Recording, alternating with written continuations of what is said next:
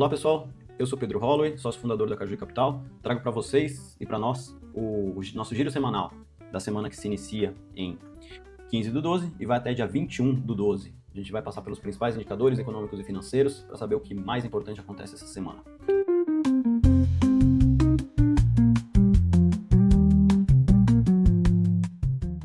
Inicialmente internacional e depois Brasil. Essa semana está relativamente fraca, então não tem tantos dados, mas os que tem são bem importantes. Lá fora, a gente vai ter o payroll na terça-feira e vamos ter vendas no varejo também na terça-feira. Tá? Isso daqui pode dar uma mexida com os mercados, bolsa, juros e câmbio.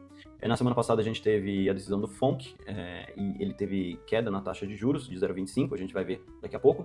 Teve também outros dados de emprego, ADP e JOLTS, que não são tão relevantes e acabaram não mexendo muito com o mercado. Tá? Nessa semana a gente tem decisão das taxas de juros na Europa, na quinta-feira, e do Japão na sexta-feira. A do Japão, principalmente, pode afetar um pouquinho o mercado, a gente vai ver no próximo slide, daqui a uns 2 ou 3 slides.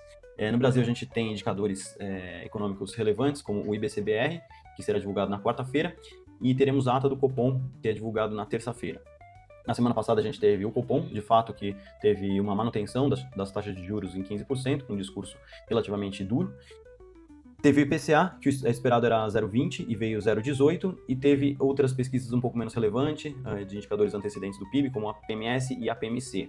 Delas, a PMS veio bem em linha, a PMC veio um pouquinho mais forte do que o esperado, tá? Mas não afetou muito os mercados. De radar político, nesse final de semana, a gente teve manifestações de esquerda, que estavam protestando contra o PL da dosimetria, aprovado na Câmara dos Deputados.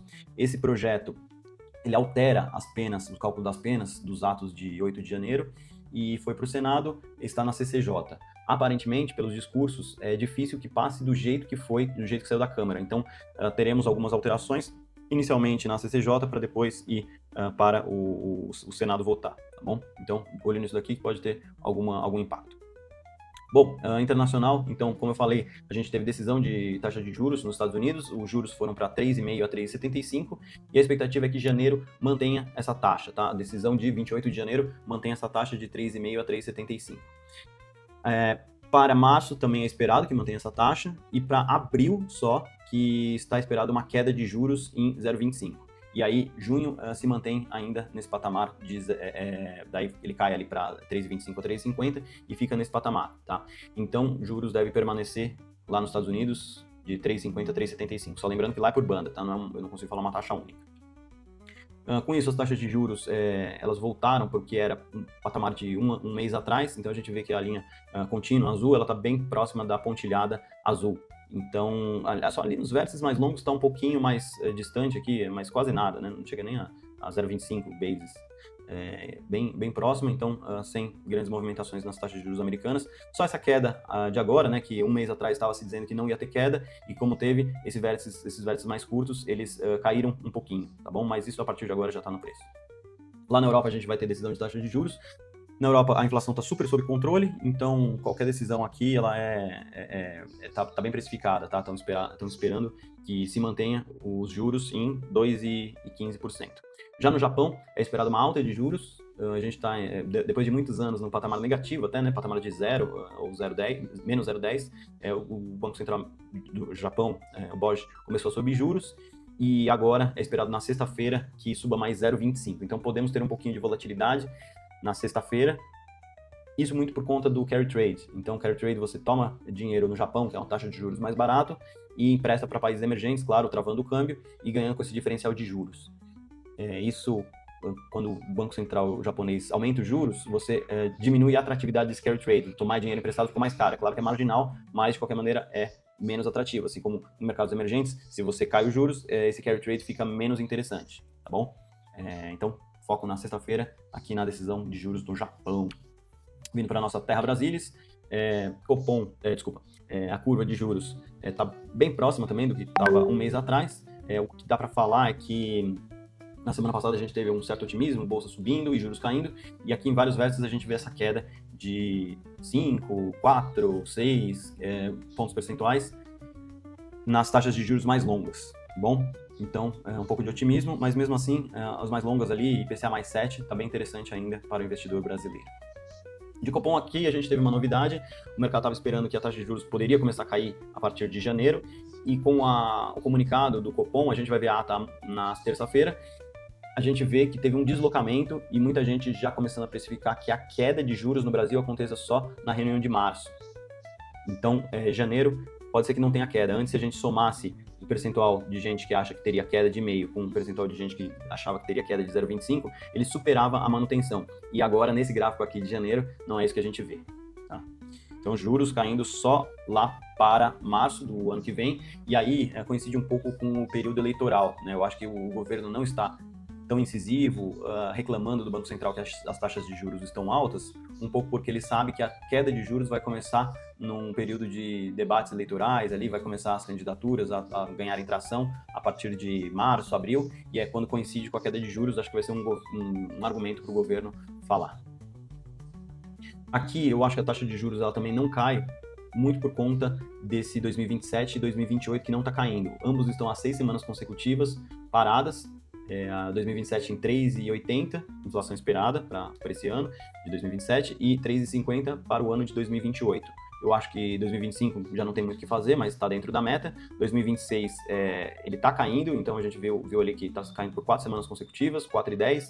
Está ok, não está muito pressionado, mas daqui a pouco a gente entra em 2026 e o Banco Central vai falar que 2026 ele já não consegue fazer nada, está dentro da meta e tudo bem, só que está focando em 2027 e 2028.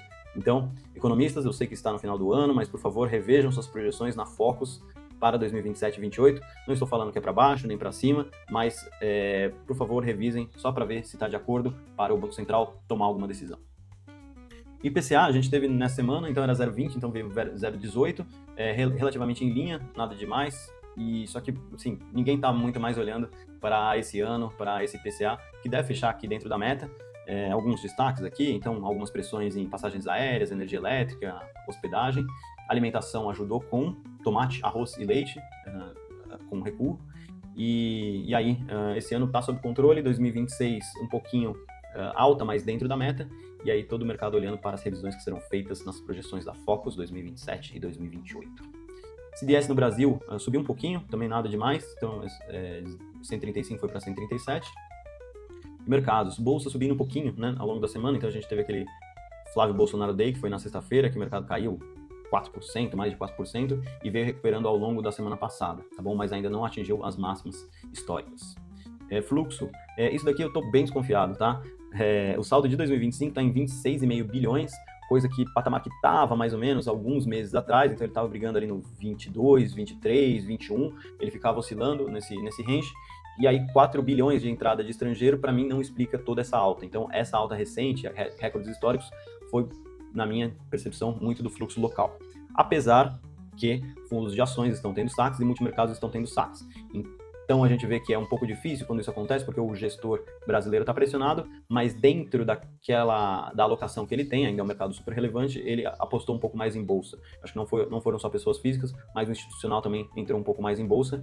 E trouxe essa alta, junto, é claro, com alguns estrangeiros, mas não acho que o fluxo estrangeiro explica todo o movimento de alta, tá? E aí, daqui do fluxo de fundos, o que dá para falar é que renda fixa foi o grande campeão do ano, já estamos encaminhando aqui para... faltam 15 dias, mais ou menos, e 155 bilhões entrando em renda fixa. A expectativa para o ano que vem é que continue isso aí, tá? Como juros vai cair, mas vai ficar alto, num patamar alto ainda, espera-se que renda fixa continue dragando recursos, não vejo multimercados atraindo recursos, ações... Vou dar um chute aqui, talvez 0,0, talvez um pouco de saída, justamente por causa dos juros altos. E FDICs foi um destaque do ano, 51 bilhões entrando. Muito dele tem a ver com o movimento de renda fixa, porque você tem algumas cotas ali que se parecem com renda fixa. Dólar caindo, então depois do que a gente teve do Flávio Bolsonaro Day, bolsa caindo e juros subindo e dólares subindo também, a gente teve um alívio ao longo da semana passada. Tá bom? Mas mesmo assim ainda 5,41, ele estava brigando ali nos 5,30, ainda está num patamar um pouco alto.